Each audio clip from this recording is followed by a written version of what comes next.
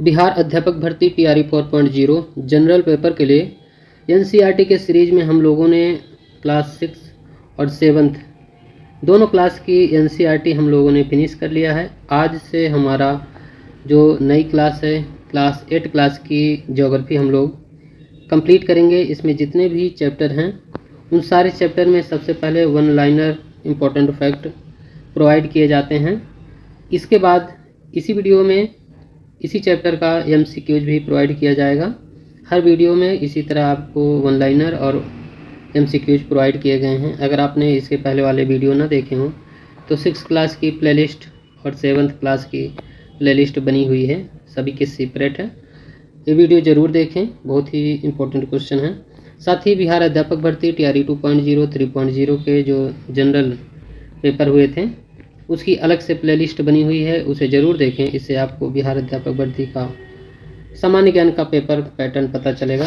दोस्तों, आज का जो हमारा चैप्टर है वो संसाधन है, पहला चैप्टर है।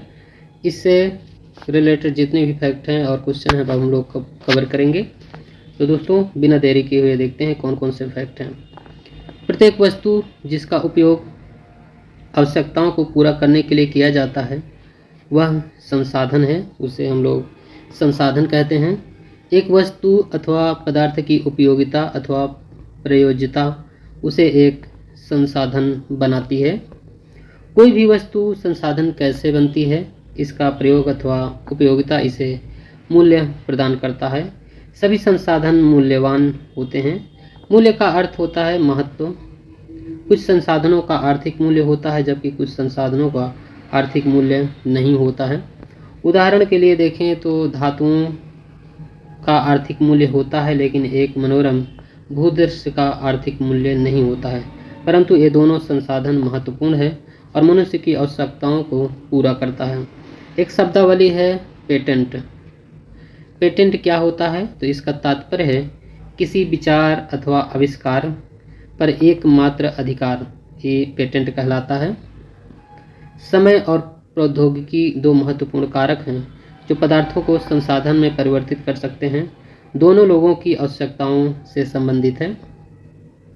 संसाधन के प्रकार में सामान्यतः संसाधनों को प्राकृतिक और मानव निर्मित और मानव में वर्गीकृत किया गया है।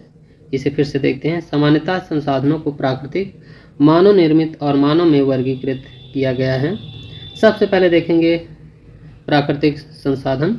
जो संसाधन प्रकृति से प्राप्त होते हैं और अधिक संशोधन के बिना उपयोग में लाए जाते हैं प्राकृतिक संसाधन कहलाते हैं। वायु, जिसमें हम सांस लेते हैं, हमारी नदियों और झीलों का जल, मृदा, खनिज सभी प्राकृतिक संसाधन हैं। प्राकृतिक संसाधनों को विस्तृत रूप से नवीकरणीय और अनवीकरणीय संसाधनों में विभाजित किया गया है। नवीकरणीय संसाधन वे संसाधन होते हैं जो शीघ्रता से नवीकृत अथवा पुनः पूरित हो जाते हैं।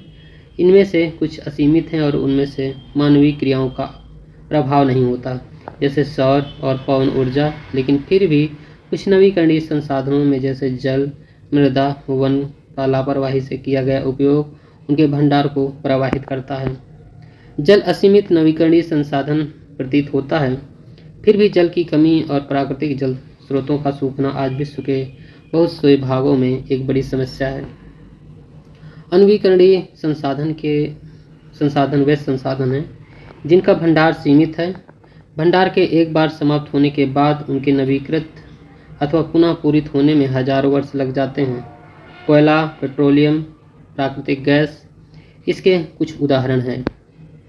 प्राकृतिक संसाधन का वितरण भूभाग, जलवायु, ऊंचाई जैसे अनेक भौतिक कारकों पर निर्भर करता है। पृथ्वी पर इन कारकों में विभिन्नता होने के कारण संसाधनों का वितरण असमान है। मानव निर्मित संसाधन में कभी कभी प्राकृतिक पदार्थ तब संसाधन बन जाते हैं जब उनका मूल रूप बदल दिया जाता है। लौह अयस्क उस समय तक संसाधन नहीं था जब तक लोगों ने उससे लोहा बनाना नहीं सीखा था। लोग प्राकृतिक संसाधनों का उपयोग पुल, सड़क, मशीन और वाहन बनाने में करते हैं जो मानव निर्मित संसाधन के नाम से जाने जाते हैं। प्रौद्योगिकी भी एक मानव निर्मित संसाधन है। मानव संसाधन लोग और अधिक संसाधन बनाने के लिए प्रकृति का सबसे अच्छा उपयोग तभी कर सकते हैं जब उनके पास ऐसा करने का ज्ञान, कौशल, प्रौद्योगिकी उपलब्ध हो। इसलिए मनुष्य एक विशिष्ट प्रकार का संसाधन है, अतः लोग मानव भी संसाधन है।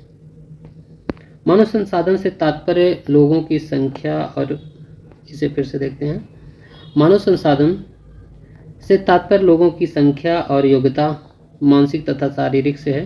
यद्यपि मानव को संसाधन मानने के संदर्भ में लोगों में मतभेद है, इतना होते हुए भी इस तथ्य से इनकार नहीं किया जा सकता कि मूलतः मनुष्य की कुशलताएं ही भौतिक पदार्थों को मूल्यवान संसाधन बनाने में सहायता करती है। शिक्षा और स्वास्थ्य लोगों को बहुमूल्य संसाधन बनाने में मदद करते हैं। अधिक संसाधनों के निर्माण में समर्थ होने के लिए लोगों के कौशल में सुधार करना मानव संसाधन विकास कहलाता है। संसाधन संरक्षण संसाधनों का सतर्कतापूर्वक उपयोग करना और उन्हें नवीकरण के लिए समय देना संसाधन संरक्षण कहलाता है। संसाधनों का उपयोग करने की आवश्यकता और भविष्य के लिए उनके संरक्षण में संतुलन बनाए रखना सतत पोषणीय विकास कहलाता है। संसाधनों के संरक्षण के अनेक तरीके हैं। प्रत्येक व्यक्ति उपभोग को कम करके वस्तुओं को पुनः चक्रण और पुनः उपयोग द्वारा योगदान दे सकता है। सतत पोषणीय विकास के कुछ सिद्धांत हैं, ये इम्पोर्टेंट है, इसे ध्यान रखिएगा। जो पहला सिद्धांत है, जीवन के सभी रूपों का आदर और देखभाल, मानव जीवन की गुणवत्ता को बढ़ाना, पृथ्वी की जीवन शक्ति और विविधता का संरक्षण करना, प्राकृतिक संसाधनों के ह्रास को कम से कम करना, पर्यावरण के प्रति व्यक्तिगत व्यवहार अभ्यास परिवर्तन और समुदायों को अपने पर्यावरण की देखभाल करने योग्य बनाना। इस चैप्टर से रिलेटेड जितने भी एमसीक्यूज क्वेश्चन हैं अब हम लोग उसे कवर करेंगे। पहला क्वेश्चन इसमें दिया है, निम्नलिखित में से कौन संसाधन को निर्धारित नहीं करता है? तो मात्रा संसाधन को निर्धारित नहीं करता। उपयोगिता मूल्य कोई भी संसाधन को निर्धारित करता है।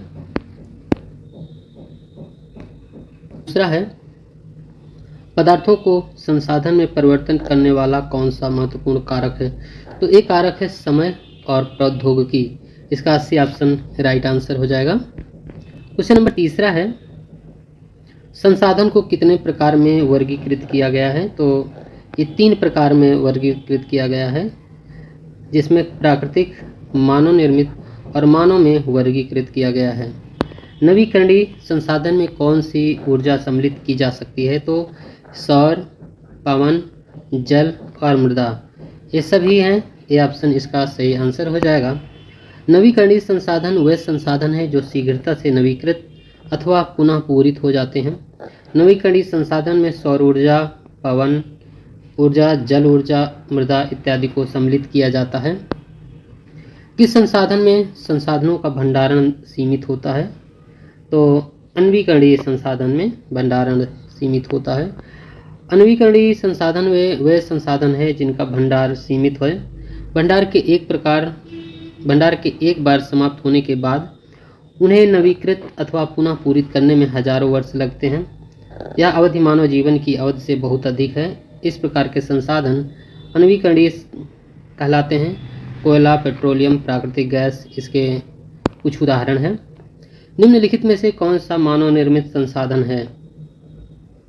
तो कैंसर उपचार की औषधियाँ, ये ऑप्शन इसका सही आंसर हो जाएगा।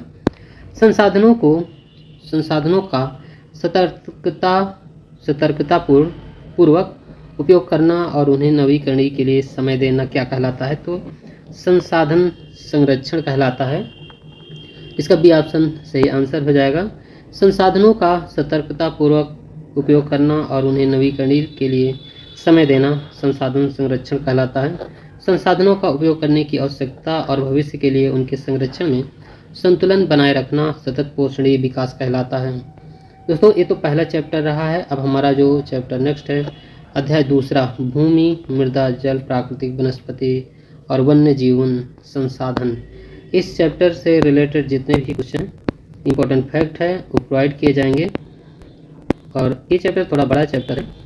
इसमें जो MCQ क्वेश्चन दिए हुए हैं पहले वाले चैप्टर की अपेक्षा ज़्यादा क्वेश्चन हैं।